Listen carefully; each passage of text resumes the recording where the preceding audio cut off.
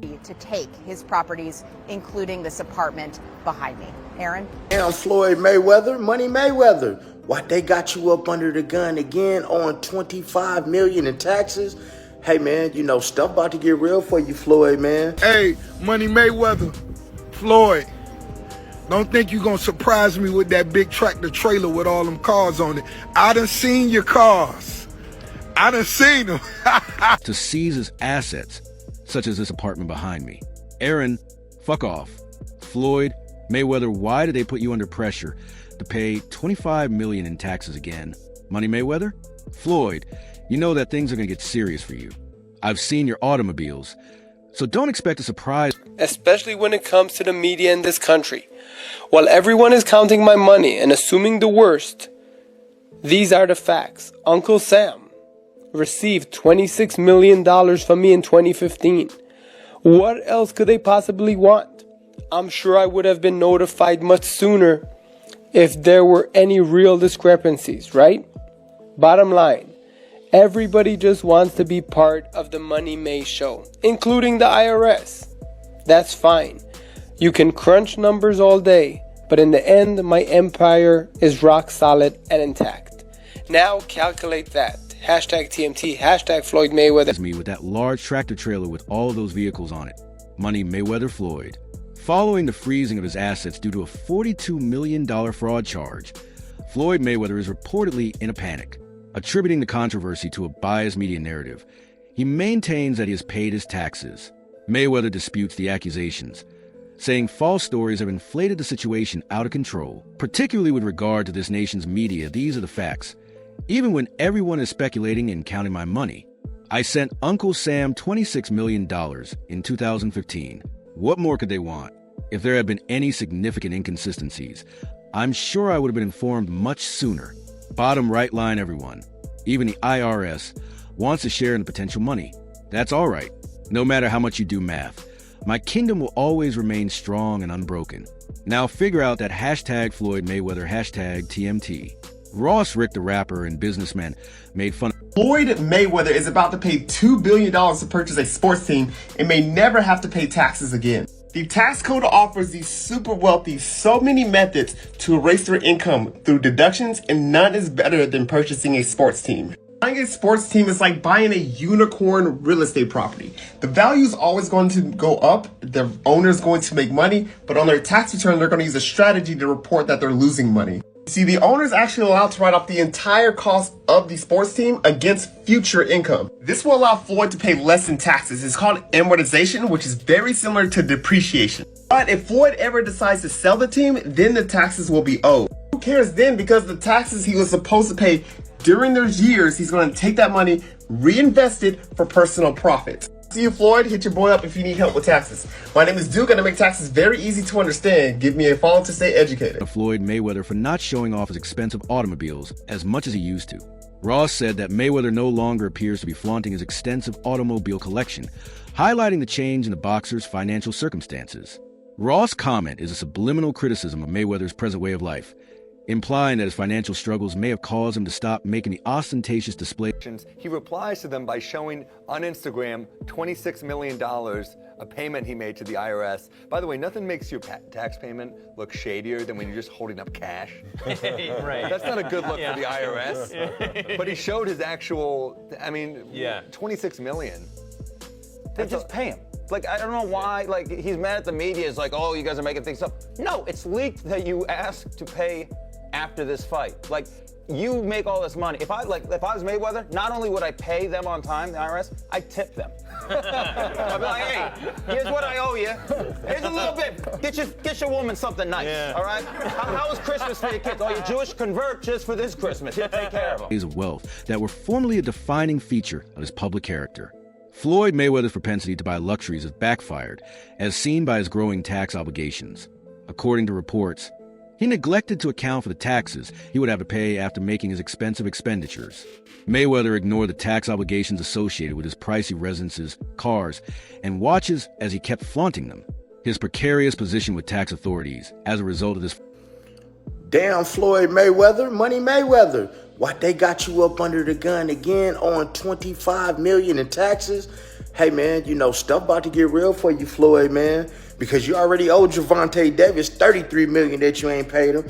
Do anybody find this strange that your boy Floyd is on all the IRS money, on Dubai money, on Javante Davis money, but yet we have all this stuff, all that flash that y'all see, but y'all realize, man, he get a lot of that stuff free. Now, guys, I'm not hating because that is my favorite boxer, man. And like I said, I'm born and raised in Las Vegas, and I love his grind. He's a hell of a fighter. But, man, hey, man, let the chips fall where they may, man. Everybody can get it on my channel. I'm just putting out that news, man, like the feds is putting it out there, because the feds is all in that, man, business right there, man. How you want all these millions? But, man, stay tuned for that next video. Financial oversight highlights how his emphasis on luxury and appearance may have eclipsed the more sensible financial obligations that accompany such a lifestyle. Floyd Mayweather may never have to pay taxes again after spending $2 billion to buy a sports team.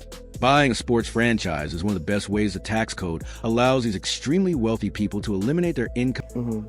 Look, man, you know, we both made some real money, but you know, you start burning through, you make $2-3 million a year, you burning through $100,000 a month. You ain't really got that much money. He probably spending way more than that. No, I'm talking regular dudes. I see what say you're saying. we made $3 million, we burning through $100,000 a month. We really don't got no paper like that saved that's up. a fact. So even if he's making $100 million, if he's burning through $5, $6, $7 million a month, you still got taxes, you still got responsibilities. So I don't know nobody's bag, but you know, me and you, we real. We never count nobody's paper. So not at all. I hope he got $10 billion. And I hope he get out of his problem. That's a fact, because you would figure he should be able to just cash him out. Like whatever the tab is, you know, he should be able to wire that. I think he could do that with no problem. I think he got all the money in the world. I think they may not want it. Come through deductions. Purchasing a sports team is similar to purchasing a unicorn home. The value will always increase. The owner will profit, but they will employ a tactic to record a loss on their tax return. As you can see, the owner is able to And Floyd Mayweather says he makes $300 million a month, which is $3.6 billion a year. He makes more money than Jeff Bezos, Bill Gates, all of those guys. So I say all that to say this. The money that Canelo was looking for, you know, they can easily come up with that money. Floyd Mayweather got it. Well, listen, let me put it this way to you. If he makes what did he say, $300 million a month? Yes, sir. Okay, I'm 6'4" and 240. And I know I'm 5'8" and a half and 240. So there you go. There's no way. There's that. If he makes $3 million a month on his investments, that's a lot. $36 million a year. That's a lot. So I know guys that are worth, $500-600 million, plenty of them, and they don't make $36 million a year, let alone $300 million a month. So there you go. Deduct the full cost of the sports team from future earnings. Floyd will be able to pay less in taxes as a result. It's called amortization, and it's a lot like depreciation. However, Floyd will have to pay taxes if he ever decides to sell the team. Therefore, it doesn't matter because he will reinvest the taxes he was required to pay during those years for his own benefit. Floyd, see you. In 1996, a con man bought the New York Islanders with fake documents and a fax machine. This is the story of one of the craziest scams in sports history. It all starts with this guy, John Spano Jr. He ran a company called Bison Group in Dallas, Texas. They leased and financed equipment, nothing major, but he was the type of guy to make it seem like they were managing hundreds of millions of dollars. In reality, he was worth less than $5 million. But John always dreamed of being a billionaire, and his way to become one was own a sports team. So in 1995, he positioned himself as a local wealthy businessman and approached the Dallas Stars ownership group as a new potential buyer. The Stars did some basic due diligence and found out that he really didn't have as much money as he was claiming, and then they just dismissed him. So then John tries again, but this time he chooses a brand new franchise, the Florida Panthers, and he actually almost bought the Panthers. But after the owners asked for more thorough financials, the deal fell through. Which brings us to 1996 and the New York Islanders. The owner at the time, John Pickett was desperate to move the team. He bought the team during a dynasty where they won 4 Stanley Cups in a row during the early 80s. Since then, the team was on a steep decline, losing millions a year. In the early 90s, Pickett tried to sell the team, but every time it fell through. Then out of nowhere, here comes the mysterious business tycoon, John Spano, here to save the franchise. And this time Spano came prepared with fake financial documents, phony businesses, and forged letters of credit to look legit. He said all the right things, he looked the part, and Pickett was so desperate to sell the team, he did for $165 million. And with no one really looking too deep into it, even the NHL approved him. The wild part is, he was given full control of the team without even making a payment. For 4 months, Spano acted as a legit owner, sat in on GM meetings, signed players, traded players, and even took interviews as the owner. However, the lies did catch up to him. Spano misses his first payment and he blames it on the bank. Then he misses a second payment and now everyone starts digging into his life. Turns out he didn't have any money at all. All of his bank statements were fake, and even his financial advisors were just his friends pretending. Once the truth broke, the whole deal was void. Spano was later arrested and sentenced 71 months in federal prison. Now, something like this would never happen today, but it is pretty wild that Spano owned an NHL team for 4 months with no money. Need assistance with taxes? Give your son a call. I'm Duke, and I'll make taxes really simple to comprehend. Follow me to keep informed. In an apparent attempt to clarify the air following the revelation of Mayweather's financial difficulties. Yes, Floyd Mayweather has reportedly acquired 62 buildings in Upper Manhattan, spending approximately $402 million. This substantial investment was made through his real estate firm, Vada Properties, and is intended to expand his portfolio in New York City real estate market. Mayweather has expressed that this purchase holds significant personal meaning, reflecting his humble beginnings and desire to provide affordable housing options. He stated, "Growing up, I used to dream about owning just one home by myself. When you work hard, you can achieve anything. However, it's important to note that while Mayweather has announced this acquisition, some reports suggest that property records do not yet confirm a transfer of ownership. Experts speculate that he may have acquired a minority stake with options for future expansion rather than full ownership of all 62 buildings outright.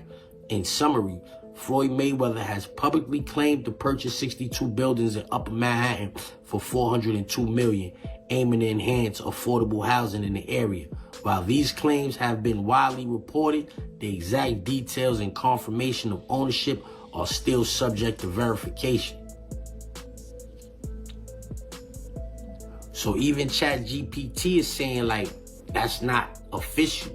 Whether Mayweather is saying it or not, ChatGPT is saying it's not official. That deal has not gone through.